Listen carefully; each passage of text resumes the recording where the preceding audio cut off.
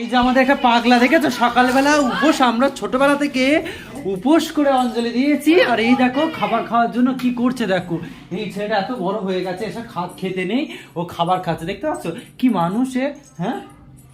এই অঞ্জলি হয়ে গেছে, স্কুলে ভর্তি হয়ে গেছে, আগে 2 বছর আগে ওর হাতে খড়ি দেওয়া হয়ে গেছে, তাও ও সেই থেকে এখনো জ্বালাতন করছে। আমাদের বাড়িতে পুজো, সেই জন্য আমরা সবাই রেডি।